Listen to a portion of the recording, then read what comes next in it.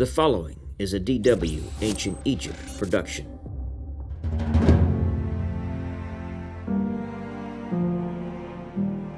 Thutmosis was succeeded by his young son, Thutmosis II.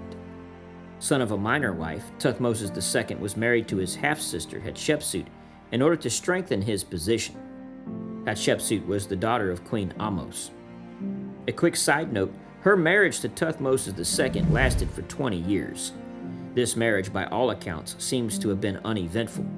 Thutmosis II doesn't build any great temples, doesn't build any obelisks, and doesn't seem to do anything of any great value. Since we've recovered his mummy, he doesn't appear to have been very attractive. As Bob Breyer put it, it may have been a long 20 years for Queen Hatshepsut.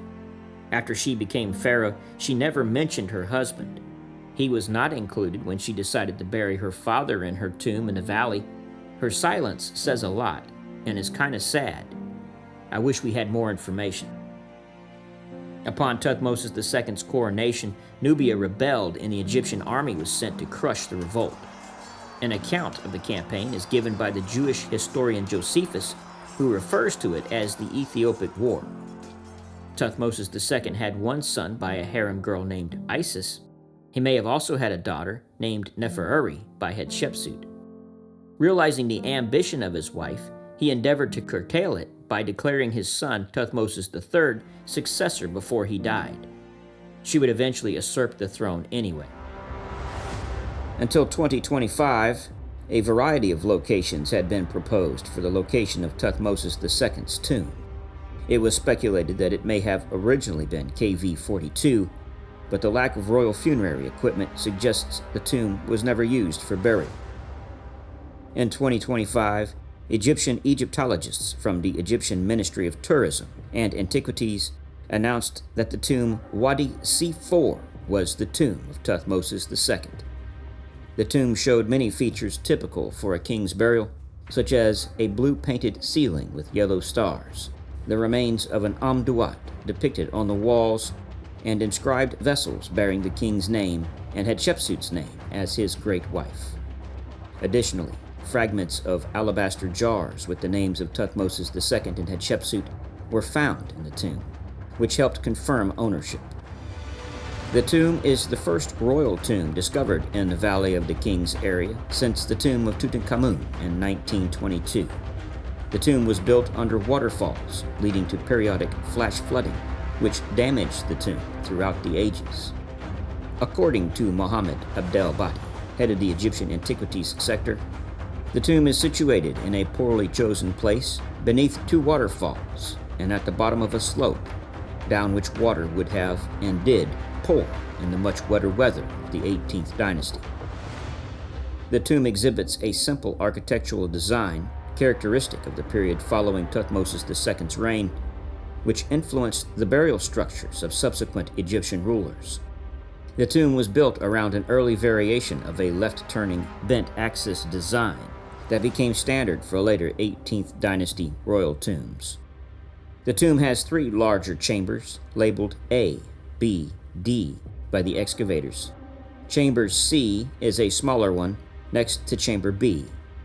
Chamber A is the innermost and largest one that was once decorated, but only small parts of the decoration are preserved, mainly in the corners. Archaeologists have determined that it is very likely to have been the burial chamber of the tomb. There are two corridors. Corridor 1 is the main one forming the entrance and leading to Chamber D. Corridor 2 is later. It starts on the west side of Corridor 1 and goes to mainly Chamber A, where it enters the room 1.7 meters above floor level. The unusual second corridor features a white gypsum plaster finishing and exhibited evidence of two enlarged phases. Unlike typical tomb corridors that slope downward, the passage angles upward and intersects with the burial chamber at a height of 1.4 or 1.7 meters above the chamber floor. Archaeological evidence suggests this modification served as an emergency egress route after flooding blocked the original corridor. The tomb's condition was notably compromised, primarily due to flooding that occurred shortly after Thutmosis II's internment. There were no fragments of proper burial goods, but many fragments of pottery vessels, mainly from chambers B and C, indicate that a burial took place. Archaeological evidence suggested that after these ancient floods, many of the tomb's original contents were moved to protect them from further damage. Sometime after his initial burial, Thutmose II's body was moved to the Deir el-Bahri cache, where it was discovered in 1881. Even though his body was badly mutilated by tomb robbers in antiquity, his body showed signs that he did not have an easy life. The archaeologist Gaston Maspero unwrapped the mummy on July 1, 1886, and reported the following. He had scarcely reached the age of 30 when he fell victim to a disease of which the process of embalming could not remove the traces. The skin was scabrous in patches and covered with scars, while the upper part of the skull was bald. The body was thin and somewhat shrunken and appears to have lacked vigor and muscular power. Thutmose II is one of the more popular candidates for the Pharaoh of the Exodus. Biblical scholar Alfred Edersheim proposes in his book Bible History of the Old Testament, which was published in 1887, that Thutmose II is best qualified to be the Pharaoh of the Exodus based on the fact that he had a brief prosperous reign and then a sudden collapse with no son to succeed him. Edersheim states that Thutmose II is the only pharaoh's mummy to have cysts, possible evidence of plagues that spread throughout the Egyptian and Hittite empires at the time. Upon his death, his 2-year-old son, Thutmose III, would succeed him under the direction of his stepmother, Hatshepsut. She would take the throne herself and proclaim herself the new ruler of Egypt. Thank you for joining us.